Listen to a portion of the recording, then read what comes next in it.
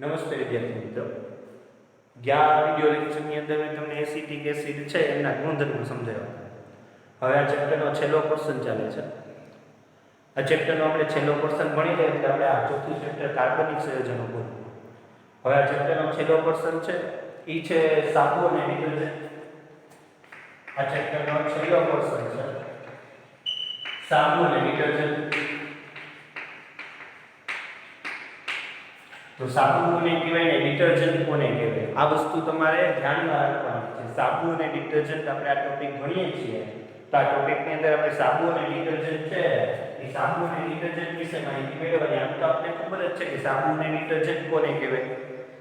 તો હજારો વર્ષોથી, બહુ લાંબા ગાળાથી, હજારો વર્ષોથી સપાટી પરના મેલને દૂર કરવા માટે વપરાતા રાસાયણિક પદાર્થોને સાબુ અથવા ડિટર્જન્ટ કહે છે. ઘણી વખત ડિટર્જન્ટને પ્રક્ષાલકો તરીકે પણ ઓળખવામાં આવે છે. તો આપણે જવાબ શું લખવાનું? હજારો વર્ષોથી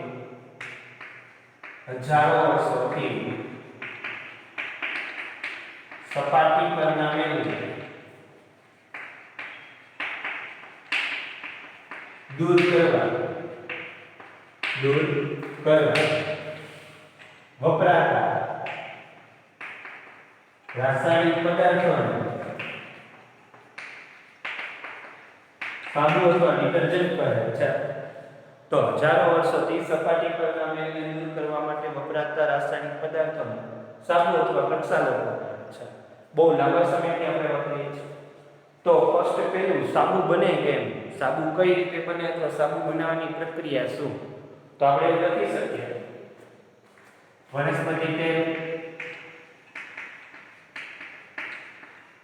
કે પ્રાણી ચરબી. વનસ્પતિ તેલ કે પ્રાણી ચરબીની રાસાયણિક પ્રક્રિયા સોડિયમ હાઇડ્રોક્સાઇડ સાથે કરાવે.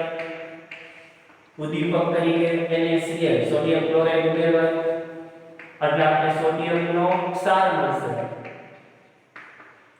પ્લસ ગ્લિસરોલ છૂટું પડશે. જ્યાં સોડિયમનો ક્ષાર મળે છે સાબુ તરીકે ઓળખવામાં આવે છે.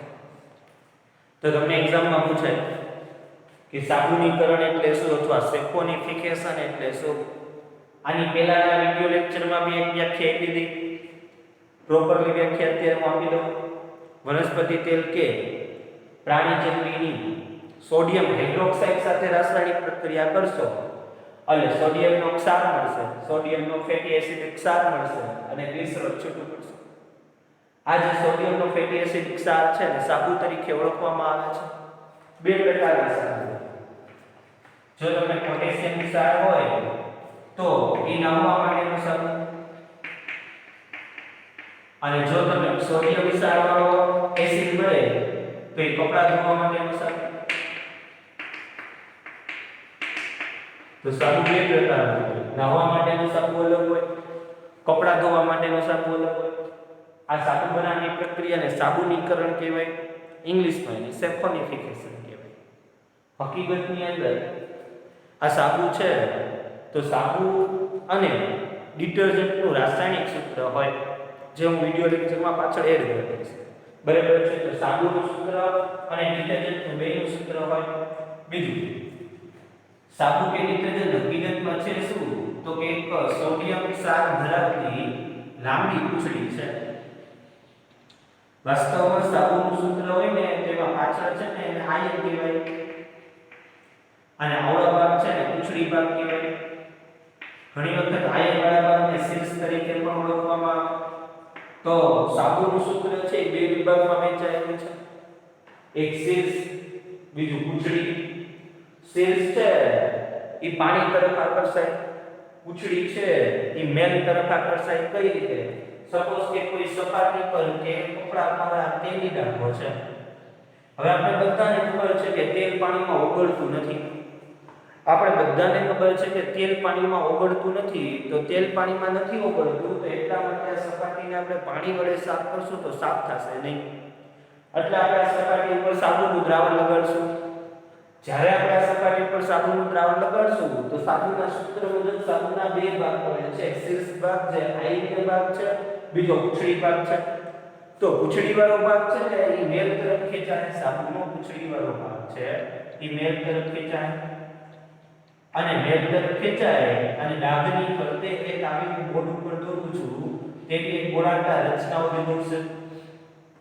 આવી જે ગોળાકાર રચના છે એ આ ગોળાકાર રચનાને મિસેલ તરીકે ઓળખવામાં આવે. તો કાર્બનિક સંયોજનોની પૂંછડી છે એ મેલ તરફ ખેંચાયેલી રહે અને શીર્ષ ભાગ છે એ બહારની બાજુ રહેશે. સોડિયમ વાળો શીર્ષ ભાગ છે એ ક્યાં રહેશે? બહારની તરફ રહેશે. તો જ્યારે આવી તેલી ડાઘાવાળી સપાટી પર આપણે સાબુનું દ્રાવણ લગાડવામાં આવે ત્યારે શીર્ષ ભાગ છે એ બહાર રહે છે, પૂંછડી વાળો ભાગ અંદર તરફ ખેંચાય છે. આ બે ભાગમાં એક ભાગ હોય જલ વિરાગી હોય અને બીજો ભાગ હોય જલ અનુરાગી હોય. જલ અનુરાગી એટલે પાણી પ્રત્યે આકર્ષણ ધરાવતો નથી. બે ભાગ હોય, એક જલ વિરાગી અને બીજો ભાગ હોય જલ અનુરાગી.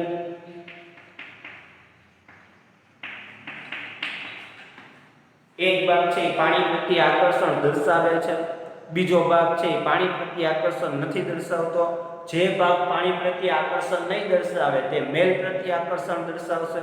તમે જોઈ શકો છો કે પૂંછડી વાળો ભાગ મેલ પ્રત્યે આકર્ષણ દર્શાવે તે મેલ તરફ ખેંચાઈ ગયો, જ્યારે શીર્ષ વાળો ભાગ પાણી પ્રત્યે બહારની બાજુ છે. આવી રીતે આ ગોળાકાર સ્વરૂપની એક આકૃતિ બનશે અને મિસેલ તરીકે ઓળખવામાં આવે છે. આ જે આકૃતિ બની એને સામાન્ય રીતે મિસેલ તરીકે ઓળખવામાં આવે છે. જ્યારે આને ચોખ્ખા પાણી વડે સાફ કરવામાં આવે ત્યારે આ શીર્ષ વાળો ભાગ પાણી તરફ ખેંચાય. પાણી છે એ આ શીર્ષ વાળા ભાગને પોતાની તરફ ખેંચશે. જેવો શીર્ષ વાળો ભાગ પાણી તરફ ખેંચાય તો પૂંછડી શીર્ષ વાળા તરફ ખેંચશે. પૂંછડી જેવી શીર્ષ તરફ ખેંચાશે એટલે પૂંછડી સાથે જે મેલના અણુ જોડાયેલા છે એ સપાટીમાંથી ખેંચાય અને બહાર નીકળી જશે. અને આવી રીતે સપાટી ચોખ્ખી બનશે અને સાબુની પ્રક્ષાલન વિધિ તરીકે ઓળખવામાં આવે છે. તો એક વખત આ સાબુની આખી ડિટેલ તમે જોઈ શકો છો. બોર્ડ ઉપર મેં લખેલી છે. ઘણી ખરી વસ્તુ ટેક્સ્ટ બુકમાં આપેલી છે, જ્યારે ઘણી ખરી વસ્તુ ટેક્સ્ટ બુકની અંદર આપેલી હોતી નથી. તો આ જે ટેક્સ્ટ બુકની અંદર આપેલું છે તે અને ટેક્સ્ટ બુકની અંદર આપેલું નથી તે બે વસ્તુ મેં તમને કહી દીધી છે. સાબુ અને ડિટર્જન્ટ અથવા સાબુ અને પ્રક્ષાલકો હજારો વર્ષોથી સપાટી પરના મેલને દૂર કરવા માટે વપરાતા રાસાયણિક પદાર્થોને સાબુ અથવા પ્રક્ષાલકો કહે છે. વનસ્પતિ તેલ કે પ્રાણી ચરબીની સોડિયમ હાઇડ્રોક્સાઇડ સાથે રાસાયણિક પ્રક્રિયા કરતા સોડિયમ ક્ષાર એટલે કે સાબુ અને ગ્લિસરોલ પેદા થાય છે. પોટેશિયમ છે એ નાહવા માટેનું સાબુ છે, જ્યારે સોડિયમ છે એ કપડાં ધોવા માટેનું સાબુ છે. નીચે સાબુનું થોડુંક નાનકડું એવું સૂત્ર લખ્યું છે. આ સાબુના સૂત્ર પ્રમાણે સાબુના બે ભાગ પડે, એક શીર્ષ ભાગ પડે, એક પૂંછડી ભાગ પડે. શીર્ષવાળો ભાગ છે એ આયન સ્વરૂપે હોય, પૂંછડીવાળો ભાગ છે એ હાઇડ્રોકાર્બન સંયોજન સ્વરૂપે હોય. આ બે ભાગમાંથી એક ભાગ જળ વિરાગી હોય, જ્યારે બીજો ભાગ છે એ જલ અનુરાગી હોય. એના પછી આપણે આગળ જાય તો મેં એક રચના દોરેલી છે કે જેમાંથી પૂંછડીવાળો ભાગ છે કાર્બનિક સંયોજનવાળો ભાગ છે, પૂંછડીવાળો ભાગ પાણી પ્રત્યે આકર્ષણ નથી દર્શાવતો, જ્યારે આયનવાળો ભાગ છે એ પાણી પ્રત્યે આકર્ષણ દર્શાવે છે. જે પૂંછડીવાળો ભાગ પાણી પ્રત્યે આકર્ષણ નથી દર્શાવતો તે સામાન્ય રીતે મેલ તરફ આકર્ષાય છે અને ડાઘની ફરતે એક ગોળાકાર રચના ઉત્પન્ન કરે છે જેને મિસેલ કહે છે. જ્યારે આ મિસેલને એટલે કે જ્યારે આ ડાઘને સાબુવાળા દ્રાવણમાં કોઈ ડાઘને પલાળી દીધો હોય અથવા સાફ કરતા હોય ત્યારે શીર્ષવાળો ભાગ છે એ પાણી વડે સાફ કરતા શીર્ષવાળો ભાગ પાણી તરફ ખેંચાય છે અને પાણી તરફ ખેંચાવાને કારણે સોડિયમ છે પાણી તરફ ખેંચાશે તો સોડિયમ ભેગું હાઇડ્રોકાર્બન પૂંછડી ખેંચાશે અને હાઇડ્રોકાર્બન પૂંછડી ભેગો અંદર સપાટી પર રહેલો મેલ ખેંચાશે. ધીરે ધીરે તમે એને સાબુ વડે સાફ કરશો એટલે બધું જ સપાટી પરનો મેલ દૂર થઈ જશે. આવી જે રચના છે ગોળાકાર સ્વરૂપની એને મિસેલ તરીકે ઓળખવામાં આવે છે. લગભગ સાબુના 100 અણુ કરતાં વધારે કે 100 અણુ જેટલા જોડાઈને મિસેલ બને. બાકી આની વધારાની ડિટેલ તો બધી બાર સાયન્સમાં આપેલી જ છે ઓલરેડી. બાર સાયન્સની અંદર આની વધારાની બધી જ ડિટેલ આપેલી છે, પણ આપણે એટલું બધું ખાસ છે નહીં. આમાં જલ અનુરાગી, જલ વિરાગી આ બંને વસ્તુ તો ઓલરેડી માત્ર જાણકારીમાં વહી જાય છે, તેમ છતાં મેં એને ઇન્વોલ્યુશન કરી દીધી છે.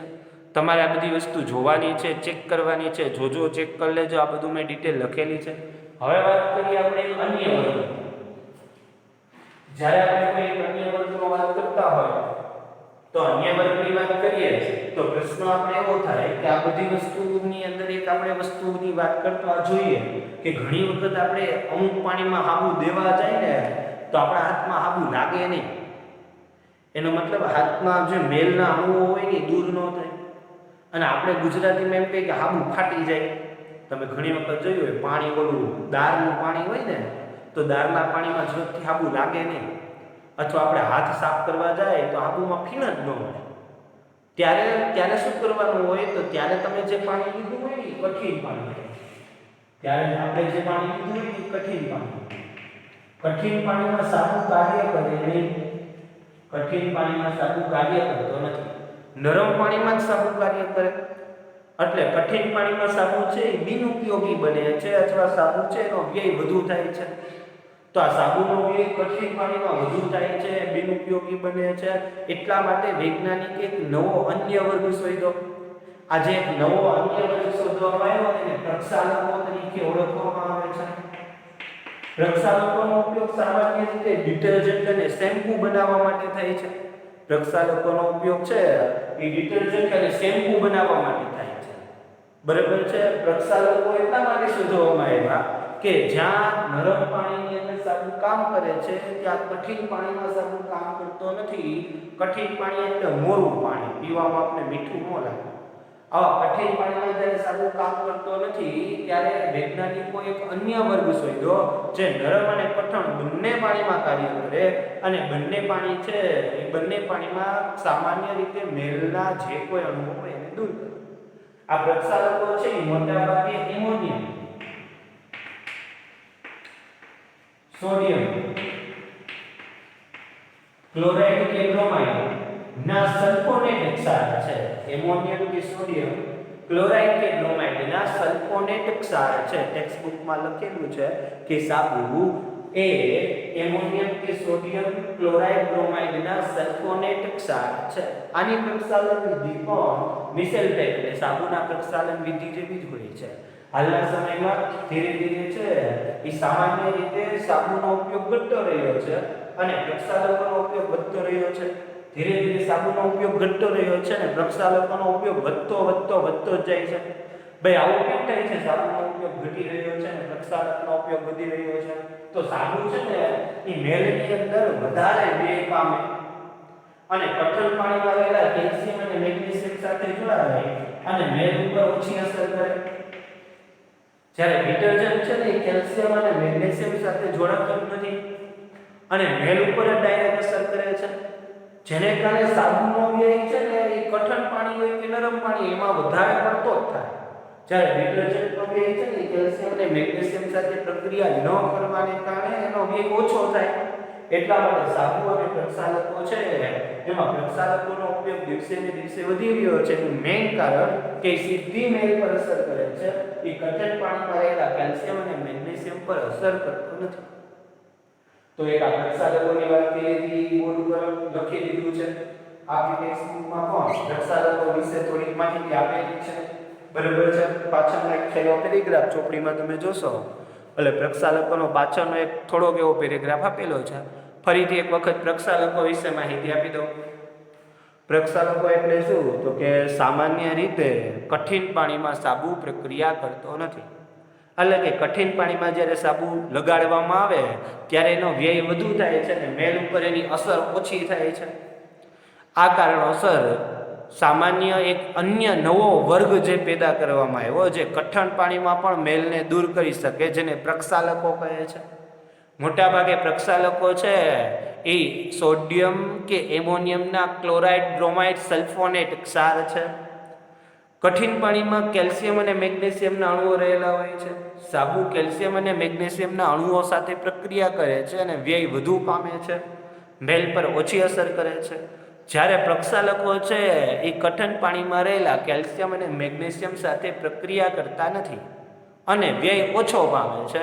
આમ સાબુનો વ્યય વધુ થાય છે અને ડિટર્જન્ટ કે પ્રક્ષાલકોનો વ્યય ઓછો થાય છે. એટલે હાલના તબક્કામાં સાબુ કરતાં ડિટર્જન્ટનો ઉપયોગ વધી રહ્યો છે.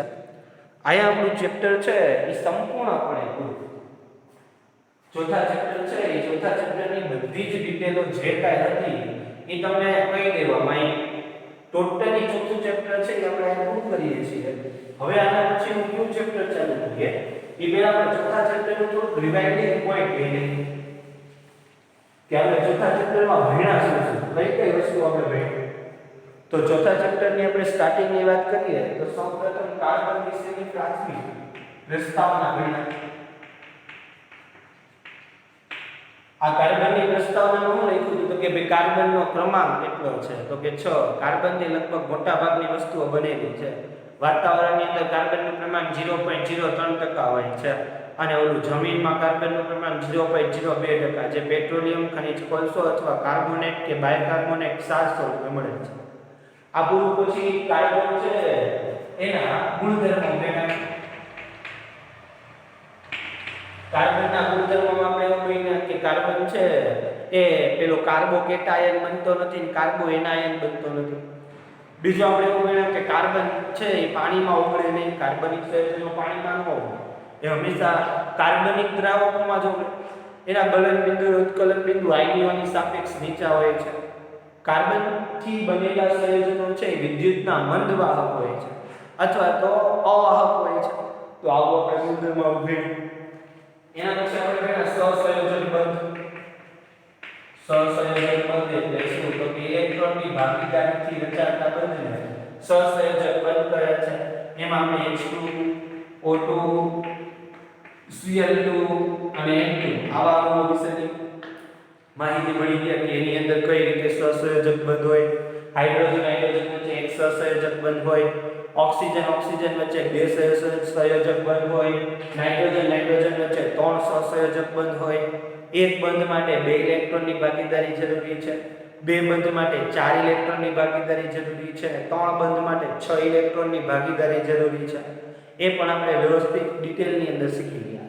એના પછી કે આપણે જાય તો મિથેનની અંદર ઇલેક્ટ્રોનીય બિંદુ નિરૂપણ, ઇથેનની અંદર ઇલેક્ટ્રોનીય બિંદુ નિરૂપણ, પછી ઇથીનની અંદર C2H2 ની અંદર ઇલેક્ટ્રોનીય બિંદુ નિરૂપણ એ આપણે શીખી ગયા.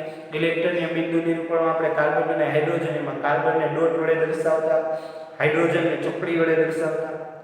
આ કમ્પ્લીટલી પૂરી થઈ ગયા પછી આપણે આગળ વધ્યા. આગળ વધ્યા એટલે આપણે હાઇડ્રોકાર્બનિક સંયોજનો છે એના પ્રકાર ભણી ગયા. કેટલા પ્રકારો હતા? 2. એમાં એક તો સંતૃપ્ત હાઇડ્રોકાર્બન અને બીજો હતો અસંતૃપ્ત હાઇડ્રોકાર્બન. તો સંતૃપ્ત હાઇડ્રોકાર્બન છે અને અસંતૃપ્ત હાઇડ્રોકાર્બન છે બેની વાત કરી. સંતૃપ્ત હાઇડ્રોકાર્બન એટલે શું? બરાબર છે. તો સંતૃપ્ત હાઇડ્રોકાર્બનમાં આપણે લખવાનું કે જે સંયોજનો છે એ કાર્બન કાર્બન વચ્ચે એકલ બંધથી જોડાયેલા હોય તેને સંતૃપ્ત હાઇડ્રોકાર્બન કહેવાય. જે સંયોજનોમાં કાર્બન કાર્બન વચ્ચે દ્વિબંધ કે ત્રિબંધ હોય તો અસંતૃપ્ત હાઇડ્રોકાર્બન કહેવાય. આપણે સંતૃપ્તમાં કાર્બન કાર્બન કે કાર્બન હાઇડ્રોજન વચ્ચે સિંગલ બંધ હોય તો આપણે એને આલ્કેન કહેતા. એનું સામાન્ય સૂત્ર યાદ રાખો આપણે CnH2n+2 લેતા. એના પછી આપણે બીજો ટોપિક ભણતા આલ્કીન. એનું સામાન્ય સૂત્ર યાદ રાખો CnH2n લેતા. પછી આપણે આલ્કાઇન ભણ્યા. એનું સામાન્ય સૂત્ર CnH2n-2 લીધું. પછી આપણે 1 થી 10 carbon methane ethane propane butane આ બધાની ડિટેલમાં ચર્ચા કરી હતી અને 5 સૂત્ર બનાવ્યા હતા. એથી પછી આપણે આગળ જઈએ તો ક્રિયાશીલ સમૂહની વાત કરી. ક્રિયાશીલ સમૂહ ક્યાં હતા? ક્રિયાશીલ સમૂહ તો કે OH COOH CHO C double bond OC અને X. આને આપણે આલ્કોહોલ કહેતા જેનો પૂર્વક ઓલ. આને આપણે એસિડ કહેતા જેનો પૂર્વક નોઇક એસિડ. આને આલ્ડીહાઇડ કહેતા એનો પૂર્વક આલ. અને કીટોનનો પૂર્વક પાન. અને આ રીતે ગ્રુપ પ્રમાણે જે કે આવતું આપણે એવા નામ આપતા. આ ક્રિયાશીલ સમૂહ પતી ગયા પછી આપણે નામકરણ કેવી રીતે કરવું? નામકરણ તો નામકરણ કેવી રીતે કરવા માટે આપણે પહેલા કાર્બનની સંખ્યા કરતા, ક્રિયાશીલ ગ્રુપ કયો છે એ જોતા, પછી એનો પૂર્વક લગાડતા અને એ આયો દૂર કરી અને પૂર્વક અને મેઇન નામ છે ને જોઈન્ટ કરી દેતા. આ પતી ગયા પછી આનું આપણે પુનરાવર્તન કરી લીધા પછી સામાન્ય રીતે આપણે એક સમાનધર્મી શ્રેણી ભરવાની બાકી રહી ગઈ છે. જો સમાનધર્મી શ્રેણી હું હમણાં તમને આ બધું ભૂલી પછી એક ટોપિક મારો બાકી રહી ગયો છે. સમાનધર્મી શ્રેણી એટલે શું? તે સમાનધર્મી શ્રેણી આપણે તમને ભણાવી દઈશું. આ સમાનધર્મી શ્રેણી છે એ પૂરા થઈ ગયા પછી આપણે એક સમઘટક તો ભણ્યા હતા. બ્યુટેનના બે સમઘટકો છે. યાદ રાખો, જેના આણ્વીય સૂત્ર સરખા હોય પરંતુ બંધારણીય સૂત્ર અલગ અલગ હોય તેને એકબીજાના સમઘટકો કહે છે અને આ ઘટનાને સમઘટકતા કહે છે. પછી આપણે બેન્ઝીનનું સૂત્ર ભણી ગયા. એના પછી આપણે સંતૃપ્ત અને અસંતૃપ્ત હાઇડ્રોકાર્બનની વ્યાખ્યા ભણ્યા. સંતૃપ્ત હાઇડ્રોકાર્બન અને અસંતૃપ્ત હાઇડ્રોકાર્બનમાં ફેરવું તો તે ધુમાડાવાળી જ્યોત સાથે સળગતું હતું, એક ધુમાડા વગરની જ્યોત સાથે સળગતું હતું. પછી આપણે એલિફેટિક અને એરોમેટિક શબ્દ વિશે ભણ્યા હતા. એલિફેટિક અને એરોમેટિક. એરોમેટિક એટલે આપણે એવું ભણતા હતા ચકેડાવાળું. એલિફેટિક એટલે સીધી શૃંખલા. આ બધું જ મેં અગાઉના વિડિયો લેક્ચરની અંદર બધા જ ટોપિક ને બધા જ પોઈન્ટ ભણેલા. તમારે પહેલો ચોથા ચેપ્ટરનો પહેલો વિડિયો લેક્ચર છે ત્યાંથી ચાલુ કરીને જોતું જવાનું. આ બધી વસ્તુઓ આવતા બધી વિશે કાંઈક ને કાંઈક માહિતી પૂછાશે. આપણે આજે પૂરું કર્યા પછી આપણે એવું ભણ્યા હતા કાર્બનિક સંયોજનોના ગુણધર્મો. કાર્બનિક સંયોજનોના ગુણધર્મો. 4 કાર્બનિક સંયોજનોના ગુણધર્મો. પહેલું યાદ હોય તો દહન. બીજો રાસાયણિક ગુણધર્મ હતો ઓક્સિડેશન. ત્રીજો રાસાયણિક ગુણધર્મ હતો ઓક્સિલ. એના પછીનો રાસાયણિક ગુણધર્મ હતો વિસ્થાપન. તો આપણે 4 ગુણધર્મો ભણ્યા હતા: દહન, ઓક્સિડેશન, ઓક્સિલ અને વિસ્થાપન. આ 4 ગુણધર્મો ભણી ગયા પછી આપણે તરત જ બે અગત્યના સંયોજનો ભણ્યા હતા. એક હતો ઇથેનોલ અને બીજો હતો ઇથેનોઇક એસિડ.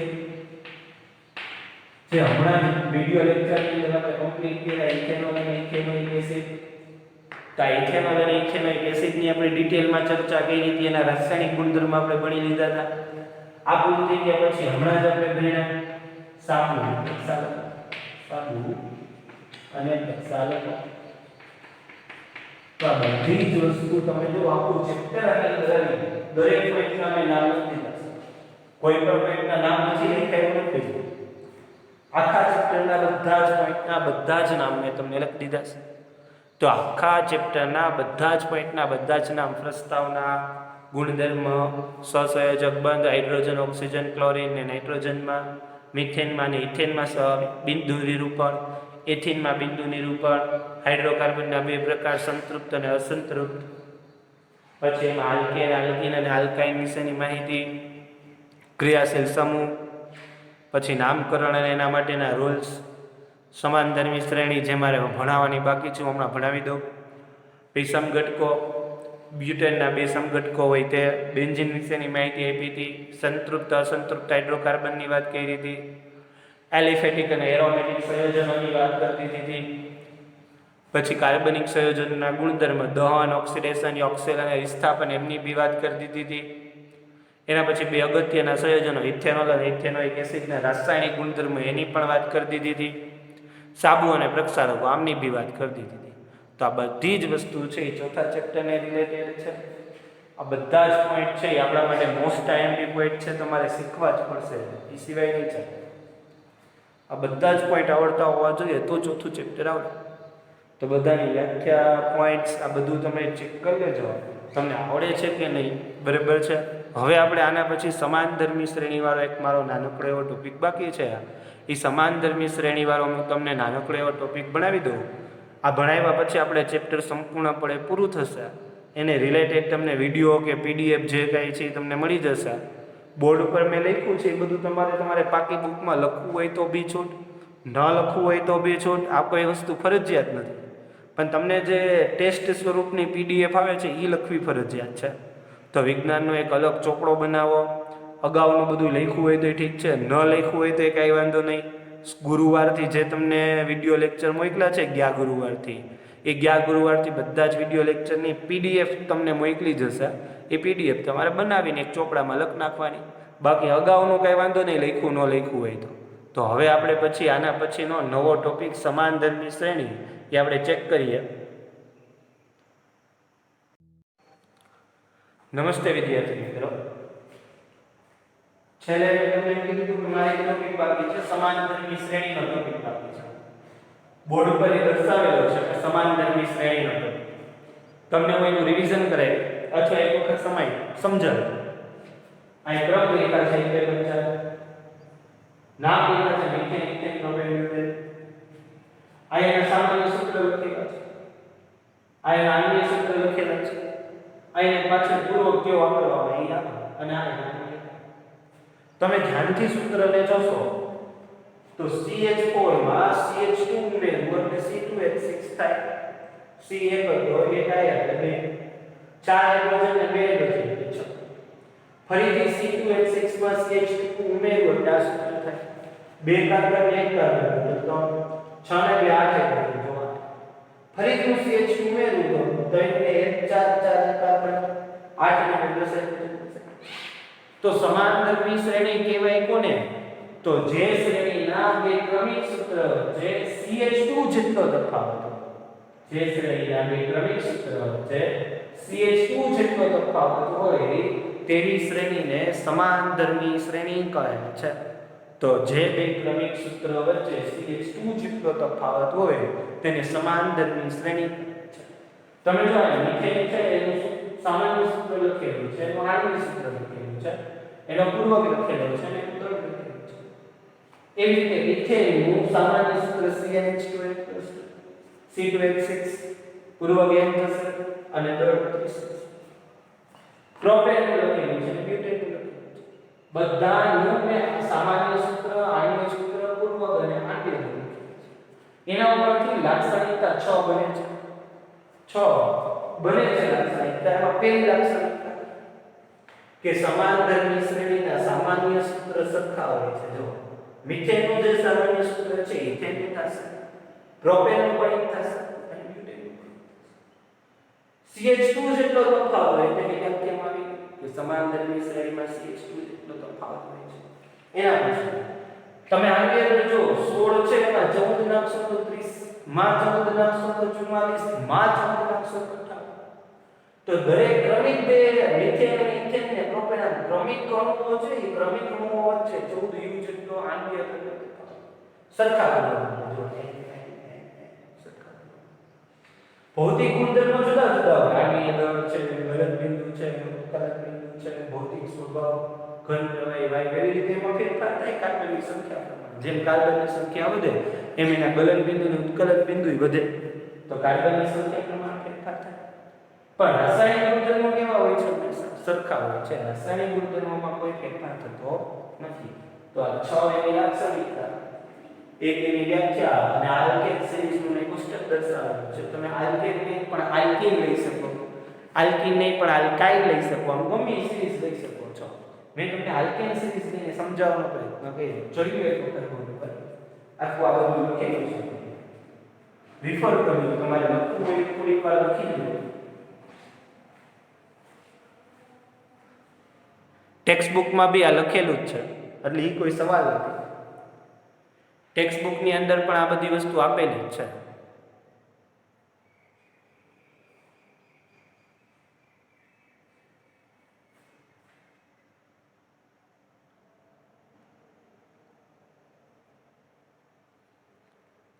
તો તમે ધ્યાનથી આ કોષ્ટક જોયું, સમાનધર્મી શ્રેણી આલ્કેન.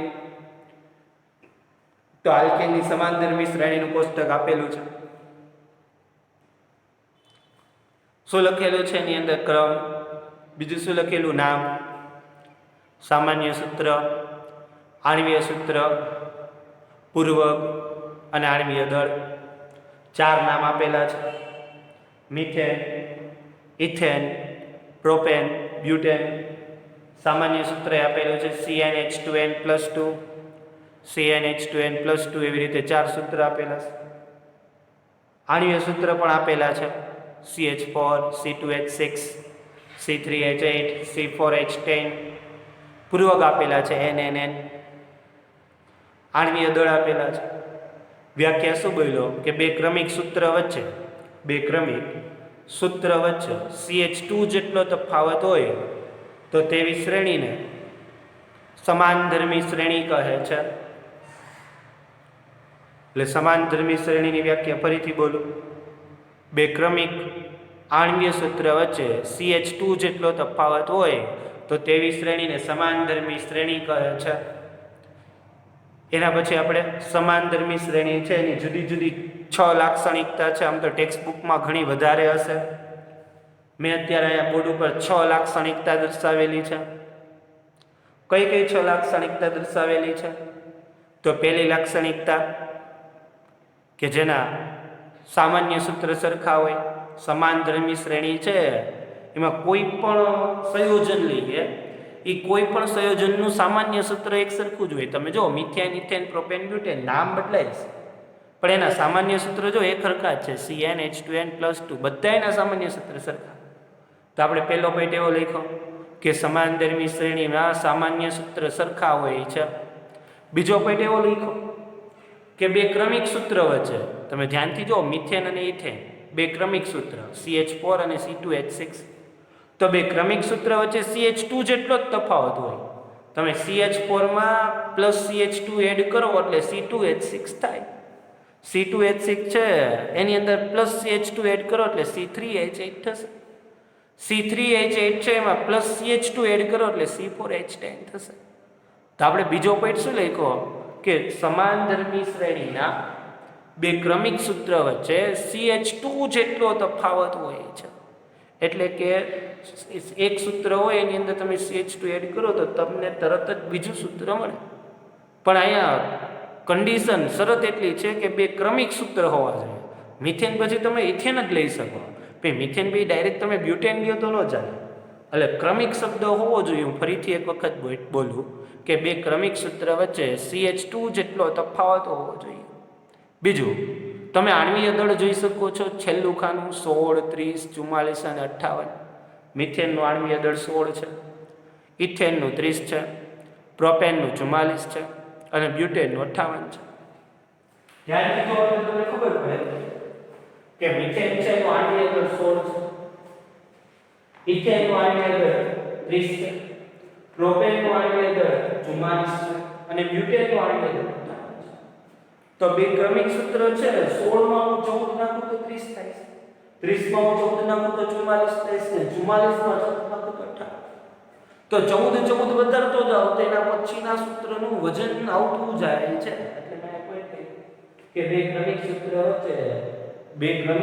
વચ્ચે 14 U જેટલો આણ્વીય દળનો તફાવત હોય છે.